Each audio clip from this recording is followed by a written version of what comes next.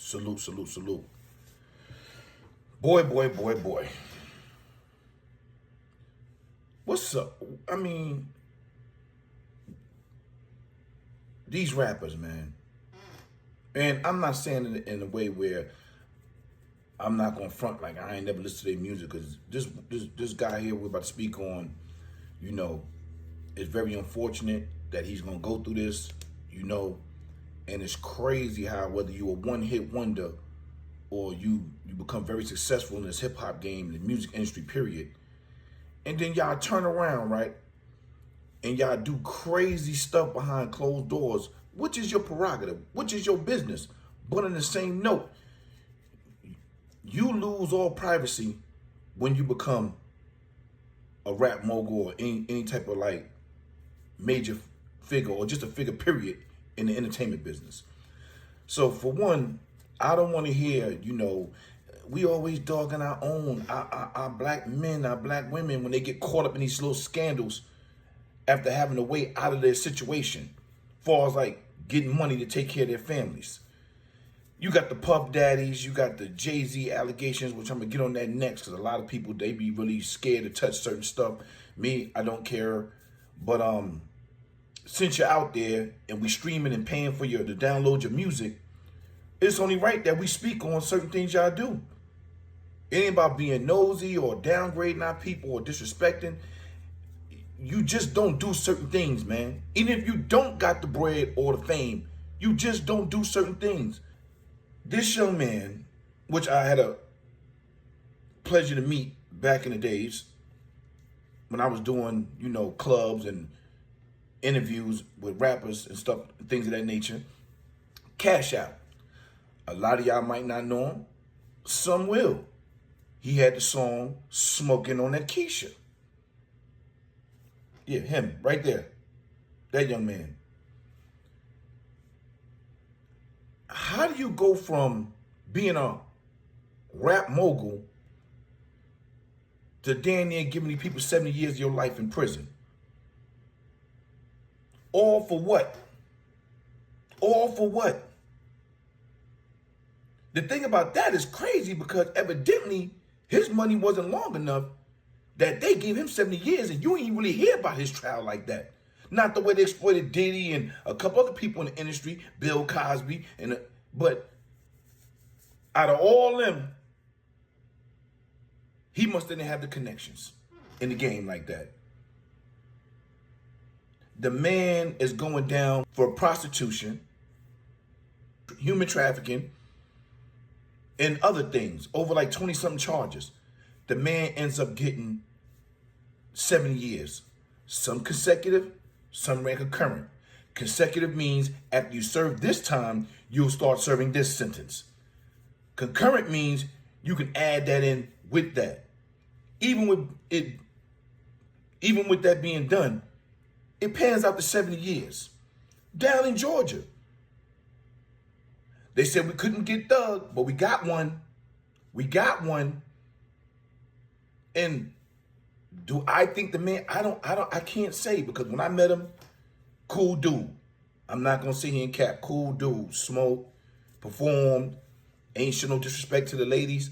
But let Georgia courtrooms tell it, this man was an animal when it came to them shorties. Right, so after a jury convicted him of rape, sex trafficking, keeping a place of prostitution, and a whole lot more, 11 Lions' Grace King joins us live from the newsroom. And Grace, you were in the courtroom as all that drama unfolded. What stood out to you? Well, Ron, I cover a lot of court, and typically if a defendant talks during sentencing, they'll show remorse or ask for leniency. Cash Out didn't do any of that, and instead claimed the victims who came forward were bullied into doing so. On Monday, John Michael Gibson took the mic one final rather as a convicted felon fighting for a chance at freedom. You know you can be falsely accused of things. Jesus was falsely accused of. One day, the truth will come out that these things never happened. Several victims and their families shared stories of the trauma they still endure. Using his one-hit wonder status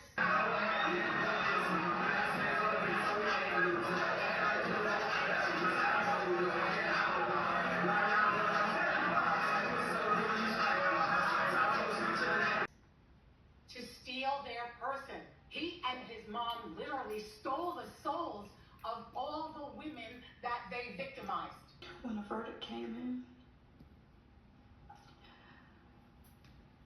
I wasn't angry at all. Not at all. I was so sorry for the victims. And I pray for them and will continue to pray. Part 1. Violation of the Georgia RICO Act. 20 years to serve in confinement to run consecutive with count 10. On count 10, rape. Life in confinement. Count 12, aggravated sodomy. Life in confinement to run concurrent with count 10. Count 22, trafficking a person for sexual servitude. 20 years to serve in confinement to run consecutive with count 1. Count 23, trafficking a person for sexual servitude. 20 years to serve in confinement to run consecutive with count 22. Count 25, possession of a firearm during the commission of a felony. 5 years to serve in confinement to run consecutive with count 23. And not only was it him, the mama and the cousin. This is what I'm talking about. When you don't have proper, upbringing, I mean, you can still go up and do things you ain't got no business in this world. You can still, but what I'm saying is this, man. When your mama, your co-defendant, and she dragged her nephew into it, and y'all sex trafficking, allegedly, and now y'all get found guilty of it, and this man says in the courtroom that, he's standing on it. I ain't do it. I'm being falsely accused. Even Jesus was falsely accused. But then his mother gets up there and says, when I heard the verdict, I still felt for the victims, and I'm still praying. So she basically admitted guilt, and that's how I'm taking it. But it's sad how our brothers and sisters get to a certain plateau and still allow that wicked demon to somehow bring them back down to the point where they let these people wipe them off the earth. I mean, 70 years in prison, and you already in probably your late 20s, 30s.